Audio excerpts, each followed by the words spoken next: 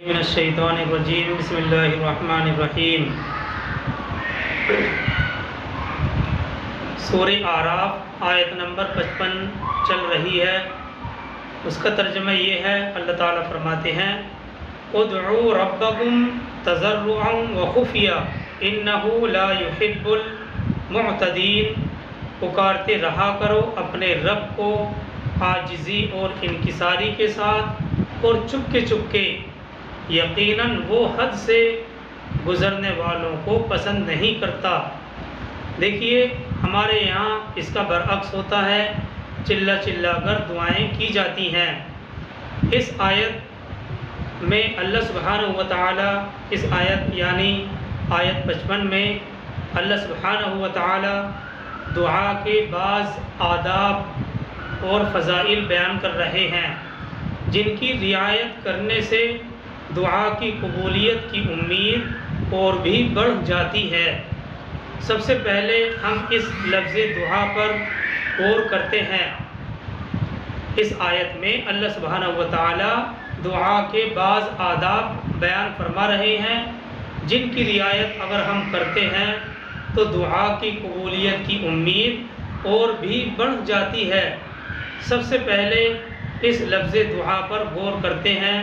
لفظ دعا عربی زبان میں کسی کو حاجت اور ضرورت کے لیے پکارنے کے معنی میں بھی استعمال کیا جاتا ہے، اور صرف یاد کرنے کے معنی میں بھی استعمال کیا جاتا ہے، اور یہاں دونوں معنی استعمال ہو سکتے ہیں۔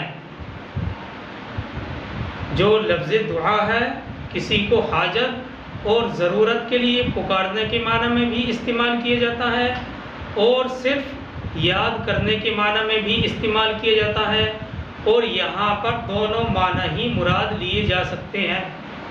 آیت میں ارشاد ہے، اللہ تعالیٰ فرماتے ہیں ادعوا ربکم، پکارو اپنے رب کو اپنی حاجت کے لیے، یا یاد کرو اور عبادت کرو اپنے رب کی۔ پہلے معنی کے لحاظ سے مطلب یہ ہوگا کہ اپنی حاجت اور ضرورت صرف اللہ سے مانگو، اور دوسرے معنی کے لحاظ سے مطلب یہ ہوگا کہ ذکر اور عبادت صرف اسی کی کرو۔ یہ دونوں تفسیر اور یہ دونوں وضاحتیں ائمہ سلف اور صالحین سے منقول ہیں۔ اس کے بعد اس آیت میں ارشاد فرمایا تضرعا وخفیہ، تضرعا وخفیہ۔ تضرع کے معنی عاجزی اور انکساری کے آتے ہیں، اور خفیہ کے معنی ہم جانتے ہیں کہ پوشیدہ، چھپا ہوا، اور اسی طرح سے اردو زبان میں بھی یہ لفظ اسی معنی میں استعمال کیا جاتا ہے۔ تضرع عاجزی، انکساری، گڑ گڑانا، اور خفیہ کے معنی پوشیدہ، چھپا ہوا ہونا، اور اردو زبان میں بھی یہ لفظ اسی معنی میں استعمال کیا جاتا ہے۔ ان دونوں الفاظ میں دعا اور ذکر کے لیے دو اہم آداب کا ذکر ہے۔ ان دونوں الفاظ میں یعنی تضرع اور خفیہ، ان دونوں الفاظ میں دعا اور ذکر کے لیے دو اہم آداب کا ذکر ہے۔ پہلا یہ ہے کہ دعا کی قبولیت کے لیے یہ ضروری ہے کہ انسان اللہ تعالیٰ کے سامنے اپنی عاجزی اور انکساری کا اظہار کر کے دعا کرے۔ انسان کے لیے یہ ضروری ہے کہ اللہ کے سامنے اپنی عاجزی اور انکساری کا اظہار کرتے ہوئے دعا کرے، اور جن الفاظ سے وہ دعا کر رہا ہے ان الفاظ سے بھی عاجزی ظاہر ہونی چاہیے، لب اور لہجے میں بھی انکساری ہونی چاہیے، اور دعا مانگنے کی کیفیت بھی ایسی ہی ہونی چاہیے۔ سب سے پہلے عاجزی اور انکساری کا اظہار کر کے دعا کرے، اور جن الفاظ سے وہ دعا مانگ رہا ہے ان الفاظ کے اندر بھی عاجزی ہونی چاہیے۔ اسی طرح سے لب اور لہجے میں بھی، لب و لہجے میں بھی انکساری ہو، اور دعا مانگنے کی کیفیت بھی ایسی ہی ہونی چاہیے۔ اس وضاحت سے معلوم ہوا کہ آج کل عوام جس انداز سے دعا مانگتے ہیں، اول تو اس کو دعا مانگنا ہی نہیں کہنا چاہیے، بلکہ دعا پڑھنا کہنا چاہیے۔ جس طرح سے عام لوگ آج دعا مانگتے ہیں، سب سے پہلے تو اس کو دعا ہی مانگنا نہیں کہنا چاہیے، بلکہ دعا پڑھنا کہنا چاہیے۔ سیکھے سکھائے رٹے رٹائے الفاظ بولتے ہیں، اور اکثر یہ بھی معلوم نہیں ہوتا کہ جو ہم کلمات زبان سے بول رہے ہیں ان کا مطلب کیا ہے۔ جیسا کہ آج کل عام مساجد میں اماموں کا معمول بھی یہی بن چکا ہے کہ کچھ عربی زبان کے دعائیہ کلمات انہیں یاد ہوتے ہیں، نماز کے ختم ہونے کے بعد انہیں پڑھ دیتے ہیں، اور اکثر تو ان اماموں کو بھی ان کلمات کا مطلب اور مفہوم معلوم نہیں ہوتا، اور اگر جو امام ہیں ان کو مطلب معلوم بھی ہو تو مقتدی تو سادہ لوگ ہوتے ہیں، اس سے بالکل بے خبر ہوتے ہیں، وہ بغیر کچھ سوچے سمجھے بوجھے بس امام کے پیچھے، امام کے پڑھتے ہوئے کلمات کے پیچھے آمین کہہ دیتے ہیں۔ بہرحال دعا مانگنے کی کیفیت اور حقیقت یہاں نہیں پائی جاتی، جس طرح سے جو عربی زبان میں دعائیہ کلمات ہوتے ہیں امام حضرات نماز کے ختم ہوتے ہی انہیں پڑھتے ہیں، اور اکثر تو اماموں کو بھی پتہ نہیں ہوتا، لیکن اگر امام پڑھے لکھے ہیں اور ان کو مفہوم اور مطلب معلوم ہے تو مقتدی تو سادہ لوگ ہوتے ہیں، اس سے بے خبر ہوتے ہیں، وہ بغیر سمجھے بوجھے بس امام کے پڑھے ہوئے کلمات کے پیچھے آمین کہتے رہتے ہیں۔ اور بہرحال دعا مانگنے کی حقیقت اور کیفیت یا نہیں پائی جاتی، اور خاص طور سے اس صورت میں جبکہ سری دعا مانگی جاتی ہے۔ ہر نماز کے بعد امام صاحب سری دعا مانگتے ہیں، اور مقتدی حضرات کا یہ حال ہوتا ہے، ہم خود دیکھتے ہیں کہ امام کو دیکھتے رہتے ہیں، جیسے ہی امام نے اپنے ہاتھ منہ پر پھیرے انہوں نے بھی پھیر لی، یہ پتہ نہیں کہ امام نے کیا مانگا اور ہم نے کیا مانگا۔ جب ہمیں یہ پتہ نہیں کہ ہم اللہ سے کیا مانگ رہے ہیں تو اللہ پھر ہمیں دیں گے کیا؟ تو بہرحال دعا مانگنے کی حقیقت اور کیفیت یا نہیں پائی جاتی۔ ہاں یہ الگ بات ہے کہ اللہ سبحانہ و تعالیٰ اپنے فضل اور رحمت سے ان بے جان کلمات ہی کو قبول فرما کر دعا کی قبولیت کے آثار پیدا فرما دے، یہ بات الگ ہے، مگر اپنی طرف سے یہ سمجھ لینا ضروری ہے کہ دعا مانگے تو ڈھنگ سے مانگنا چاہیے۔ اور دوسری بات اس موقع پر یہ بھی سمجھنے کی ہے کہ اگر کسی شخص کو اپنے کلمات کے معنی بھی یاد ہوں اور سمجھ کر بھی وہ پڑھ رہا ہو، سمجھ کر بھی وہ دعا کر رہا ہو، مگر اس کا عنوان اور لب و لہجے کی ظاہری حیت تواضع اور انکساری کی نہ ہو تو یہ دعا صرف ایک مطالبہ بن کر رہ جاتی ہے جس کا کسی بندے کو کوئی حق نہیں ہے۔ جی ہاں، یہ دعا نہیں بلکہ صرف ایک مطالبہ بن کر رہ جاتی ہے اور اس کا کسی بندے کو کوئی حق حاصل نہیں ہے۔ یہ بات سمجھنے کی ہے کہ اگر کسی شخص کو اپنے کلمات کے معنی یاد بھی ہوں اور سمجھ کر بھی کہہ رہا ہو، مگر اس کا جو عنوان ہے بیان کرنے کا اور لب و لہجے کی ظاہری حیت کے اندر تواضع اور انکساری نہیں ہے تو یہ دعا صرف ایک مطالبہ بن کر رہ جاتی ہے جس کا کسی بندے کو کوئی حق نہیں ہے۔ اس لفظ تضرع یعنی پہلے لفظ میں دعا کی روح بتلا دی گئی ہے کہ دعا کی اصل روح کیا ہے، کہ وہ عاجزی اور انکساری اور اپنی پستی کا اظہار کر کے اللہ سے اپنی حاجت مانگنا ہے۔ اور دوسرے لفظ میں دوسری ہدایت یہ دی گئی کہ خفیہ اور آہستہ مانگنا افضل ترین اور دعا کے قبول ہونے کے زیادہ قریب ہے۔ ایک تو پہلے لفظ میں پہلا جو لفظ ہے تضرع، اس کے اندر تو عاجزی اور انکساری بتلا کر گویا کہ دعا کی روح کو ہی بیان کر دیا گیا ہے، اور دوسرا لفظ عاجزی، دوسرے لفظ میں یہ ہدایت دے دی گئی کہ وہ خفیہ اور آہستہ مانگنا افضل ترین اور دعا کے قبول ہونے کے زیادہ قریب ہے۔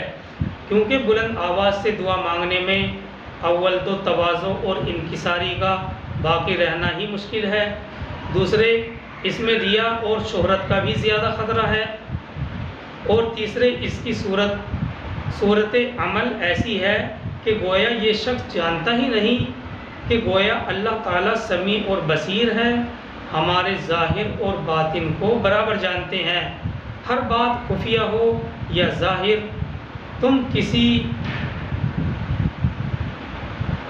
بہرے کو یا غائب کو تو نہیں سنا رہے ہو، نہیں پکار رہے ہو جو اتنی بلند آواز سے کہتے ہو، بلکہ ایک سمیع اور بصیر تمہارا مخاطب ہے، یعنی اللہ سبحانہ و تعالی۔ اس لیے بلند آواز کرنا فضول ہے، اس لیے یہی وجہ ہے کہ خود اللہ سبحانہ و تعالی نے سورہ مریم کی آیت نمبر 3 میں ایک نیک انسان یعنی حضرت زکریا علیہ السلام کی دعا کا ذکر ان الفاظ میں فرمایا ہے۔ جی ہاں، جب ہم آگے سورہ مریم کی آیت نمبر 3 پڑھیں گے تو اس میں خود اللہ سبحانہ و تعالی نے ایک انسان جو کہ نبی بھی تھے یعنی حضرت زکریا علیہ السلام کی دعا کا ذکر ان الفاظ سے فرمایا ہے۔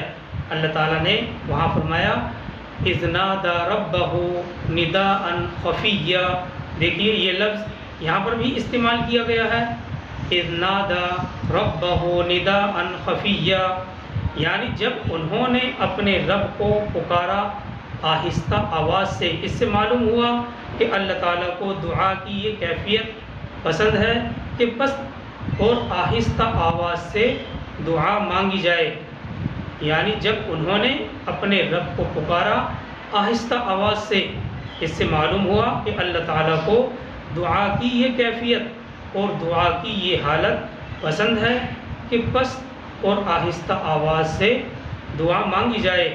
معرف القرآن، تفسیر مظہری اور تفسیر ابن کثیر میں ہے کہ سلف صالحین کی عادت یہ تھی کہ ذکر اور دعا میں بڑا مجاہدہ کیا کرتے تھے۔ جو ہمارے سلف اور صالحین ہیں ان کی عادت اس سلسلے میں بڑی عاجزی اور انکساری والی تھی، ذکر اور دعا میں یہ لوگ بڑا مجاہدہ کیا کرتے تھے اور اکثر اوقات مشغول رہا کرتے تھے، مگر کوئی آواز ان کی نہیں سنتا تھا، بلکہ ان کی دعائیں صرف ان کے اور ان کے رب کے درمیان رہتی تھیں۔ ان میں بہت سے حضرات، بہت سے سلف اور صالحین قرآن پڑھتے تھے، تلاوت کرتے تھے، مگر کسی دوسرے کو خبر نہیں ہوتی تھی، اور بہت سے حضرات بڑا علم دین حاصل کرتے تھے مگر لوگوں پر جتلاتے نہیں تھے، لوگوں پر جتلاتے پھرتے نہیں تھے، اور بہت سے حضرات راتوں کو اپنے گھروں میں طویل طویل نمازیں ادا کرتے تھے، مگر آنے والوں کو، مہمانوں تک کو کچھ خبر نہ ہونے پاتی تھی۔ اور فرمایا کہ ہم نے ایسے حضرات بھی دیکھے ہیں کہ وہ تمام عبادات جن کو وہ پوشیدہ کر کے ادا کر سکتے تھے، کبھی نہیں دیکھا گیا کہ اس کو ظاہر کر کے ادا کرتے ہوں، یا ان کی آوازیں دعاؤں میں، اور ان کی جو آوازیں تھیں دعاؤں میں نہایت پست ہوتی تھیں۔ یہ سارا بیان اپنی حاجت کے لیے دعا مانگنے کا تھا، یعنی جب ہم اپنی حاجت کو اللہ سے دعا میں مانگ رہے ہیں تو ہماری یہ کیفیت ہونی چاہیے۔ اب بعض صوفیہ اکرام بالجہر یعنی زور سے دعا کی تلقین فرماتے ہیں یا زور سے ذکر اللہ کی تلقین فرماتے ہیں۔ اصل میں یہ تلقین مبتدی کے لیے ہے، شروعات کرنے والے کے لیے اس کے حال کی مناسبت سے بطور علاج کے ہے، تاکہ بالجہر کے ذریعے سے سستی، کسل اور غفلت دور ہو جائے اور دل میں ذکر اللہ کے ساتھ ایک لگاؤ پیدا ہو جائے۔ گویا کہ جائز تو ہے، یہ جائز اور ناجائز کا مسئلہ نہیں ہے، بلکہ بہتر اور دعا کی یا ذکر اللہ کے زیادہ اللہ سے کے بارگاہ میں قبول ہونے کے لیے ہے۔ گویا کہ جائز ہے اور اس کا جواز بھی احادیث سے ثابت ہوتا ہے، لیکن شرط یہ ہے کہ اس میں ریاکاری، نام و نمود نہ ہو۔ امام احمد ابن حنبل، ابن حبان اور بیہقی وغیرہ نے حضرت سعد ابن ابی وقاص رضی اللہ تعالیٰ عنہ کی روایت سے نقل کیا ہے کہ رسول اللہ صلی اللہ علیہ وسلم نے ارشاد فرمایا خیر الذکر الخفی و خیر الرزق ما یکفی. بہت ہی قیمتی الفاظ ہیں. یہ روایت امام احمد ابن حنبل، ابن حبان اور بیہقی انہوں نے سعد ابن ابی وقاص کی روایت سے نقل کیا ہے کہ رسول اللہ صلی اللہ علیہ وسلم نے ارشاد فرمایا خیر الذکر الخفی، خیر الذکر الخفی و خیر الرزق ما یکفی، یعنی بہترین ذکر خفی ہے اور بہترین رزق وہ ہے جو انسان کے لیے کافی ہو جائے. بہترین ذکر خفی ہے اور بہترین رزق وہ ہے جو انسان کے لیے کافی ہو جائے. البتہ خاص حالات اور اوقات میں جہر ہی مطلوب ہے. جہر یہ جیم کے ساتھ ہے، یعنی بلند آواز سے پڑھنا. یہ زہر زا والا زہر نہیں ہے بلکہ جیم والا جہر ہے. مطلب یہ ہے کہ جو زور سے بلند آواز سے دعا یا ذکر کرنا جہر ہی مطلوب ہے. بعض حالات اور اوقات ایسے ہیں جن میں بلند آواز ہی مطلوب ہے اور بلند آواز ہی افضل ہے. ان اوقات اور حالات کی تفصیل رسول اللہ صلی اللہ علیہ وسلم نے اپنے قول اور عمل سے واضح فرما دی ہے. مثال کے طور پر جیسے اذان ہے، اقامت کا بلند آواز سے کہنا، یا جہری نمازوں میں بلند آواز سے تلاوت کرنا، اور نماز کی تکبیرات ہیں. اسی طرح سے تکبیرات تشریق ہیں جو ایام تشریق میں کہی جاتی ہیں ذی الحجہ کے موقع پر، اور حج میں تلبیہ بلند آواز سے کہنا وغیرہ وغیرہ. اس میں تو عملاً جہر کرنے کی تلقین فرمائی ہے.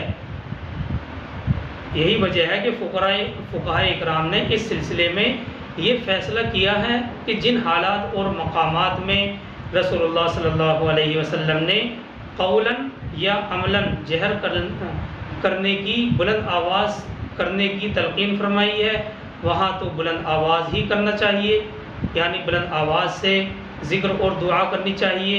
اس کے علاوہ دوسرے حالات اور مقامات ذکر خفی ان کے اندر اولا ہے اور زیادہ نفع بخش ہے. اور اسی آیت کے آخری الفاظ ہیں اِنَّهُ لَا يُحِبُّ الْمُعْتَدِينَ. یہی سورہ اعراف آیت نمبر 55 کے آخری الفاظ ہیں اِنَّهُ لَا يُحِبُّ الْمُعْتَدِينَ. معتدین اعتداء سے نکلا ہے اور اعتداء کے معنی ہے حد سے تجاوز کرنا. مطلب یہ ہے کہ اللہ تعالیٰ حد سے آگے بڑھنے والوں کو، حد سے تجاوز کرنے والوں کو پسند نہیں کرتے. حد سے آگے بڑھنا اب چاہے دعا میں ہو یا کسی دوسرے عمل میں ہو، سب کا حال یہی ہے. بلکہ اگر غور سے دیکھا جائے تو دین اسلام نام ہی حدود اور قیود کی پابندی اور فرما برداری کا ہے. نماز، روزہ، حج، زکوٰۃ اور تمام عبادات میں حدود شرعیہ سے تجاوز کیا جائے تو وہ بجائے عبادت کے گناہ بن جاتے ہیں.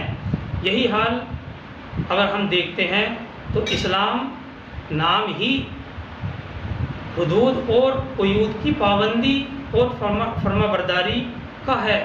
نماز، روزہ، حج، زکوٰۃ اور تمام عبادات میں حدود شرعیہ سے تجاوز کیا جائے تو وہ بجائے عبادت کے گناہ بن جاتے ہیں. آگے چلتے ہیں سورہ اعراف کی آیت نمبر 56 میں اللہ تعالیٰ فرماتے ہیں وَلَا تُفْسِدُوا فِي الْأَرْضِ بَعْدَ إِصْلَاحِهَا وَادْعُوهُ خَوْفًا وَطَمَعًا. اور زمین میں اس کی اصلاح کے بعد فساد مت مچاؤ. یہ آیت 56 ہے. اللہ تعالیٰ فرماتے ہیں وَلَا تُفْسِدُوا فِي الْأَرْضِ بَعْدَ إِصْلَاحِهَا وَادْعُوهُ خَوْفًا وَطَمَعًا. اور زمین میں اس کی اصلاح کے بعد فساد مت مچاؤ اور اللہ کو پکارو خوف اور امید کے ساتھ. اس آیت میں دو لفظ متضاد اور متقابل آئے ہیں، صلاح اور فساد. صلاح کے معنی آتے ہیں درستی کے، جبکہ فساد کے معنی خرابی کے ہیں. مفردات القرآن میں ہے کہ فساد کہتے ہیں کسی چیز کے اعتدال سے نکل جانے کو. کسی بھی چیز کے اعتدال سے نکل جانے کو فساد کہا جاتا ہے. اب چاہے یہ نکلنا تھوڑا سا ہو یا زیادہ، اور ہر فساد میں کمی اور بیشی کا دار و مدار اسی اعتدال سے خروج پر ہے، اسی اعتدال سے نکلنے پر ہے۔ جس قدر خروج بڑھے گا فساد بھی بڑھے گا۔ اب آیت کا مطلب یہ ہوا کہ زمین میں خرابی پیدا نہ کرو، اور بعد اس کے کہ اللہ نے اس کی درستی فرما دی ہے۔ اور آیت نمبر 56 کا اگلا جملہ ہے وَادْعُوهُ خَوْفًا وَطَمَعًا، اور اللہ کو پکارو خوف اور امید کے ساتھ۔ دیکھیے اس سے پہلی آیت جو آیت 55 گزری ہے اس میں اللہ کو پکارنے اور اس سے دعا کرنے کے دو پہلو بیان کیے گئے کہ جب اللہ کو پکارو تو گڑ گڑاتے ہوئے اور چپکے سے دل میں پکارو۔ اب اس ضمن میں مزید یہ بات فرمائی جا رہی ہے کہ اللہ کے ساتھ تمہارا معاملہ، جو اللہ کے ساتھ تمہارا معاملہ ہے وہ ہمیشہ خوف اور امید کے درمیان رہنا چاہیے۔ امید بھی ہو اور خوف بھی ہو، یعنی ایک طرف خوف کا احساس بھی ہو کہ کہیں اللہ پکڑ نہ لے، کہیں اللہ ہماری گرفت نہ فرما لے، کہیں اللہ ہمیں سزا نہ دے دے، اور دوسری طرف اس کی مغفرت اور رحمت کی قوی امید بھی ہونی چاہیے۔ اس لیے فرمایا کہ اللہ سے دعا کرتے ہوئے تمہاری دلی اور روحانی کیفیت ان دونوں کے مابین ہونی چاہیے، ان دونوں کے بین ہونی چاہیے، درمیان ہونی چاہیے۔ اس آیت کے آخری الفاظ ہیں ان رحمت اللہ قریب من المحسنین، ان رحمت اللہ قریب من المحسنین، یقیناً اللہ کی رحمت اہل احسان مندوں کے، اہل احسان یعنی جو احسان والے بندے ہیں ان کے بہت ہی قریب ہے۔ ان رحمت اللہ قریب من المحسنین، یقیناً اللہ کی رحمت اہل احسان بندوں کے بہت ہی قریب ہے۔ تو یہ دو آیتیں ہمارے سامنے آج کے سبق میں آئی ہیں، آیت نمبر 55 اور آیت نمبر 56۔ پہلی آیت میں اللہ سے دعا مانگنے کے آداب کا ذکر کیا گیا ہے، اور اگر ہم ان آداب کی رعایت کرتے ہیں تو اللہ کی بارگاہ میں ہماری دعا کے قبول ہونے کے زیادہ چانس ہیں، زیادہ اثر ہیں۔ اور دوسری آیت میں ہماری دلی کیفیت کو بیان کیا گیا کہ خوف اور امید کے درمیان ہونی چاہیے، یعنی ایک طرف خوف کا احساس بھی ہو کہ کہیں اللہ پکڑ نہ لے، اور دوسری طرف اس کی رحمت اور مغفرت سے قوی امید ہو۔ ان رحمت اللہ قریب من المحسنین، یقیناً اللہ کی رحمت اہل احسان بندوں کے بہت ہی قریب ہے۔ اللہ تعالی ہم سب کو عمل کی توفیق عطا فرمائے۔ سبحان اللہ و بحمدہ، سبحانک اللہم و بحمدک، ونشہد ان لا الہ الا انت ونستغفرک ونتوب الیک۔ سبحان ربک رب العزۃ عما یصفون وسلام علی المرسلین والحمد للہ رب العالمین۔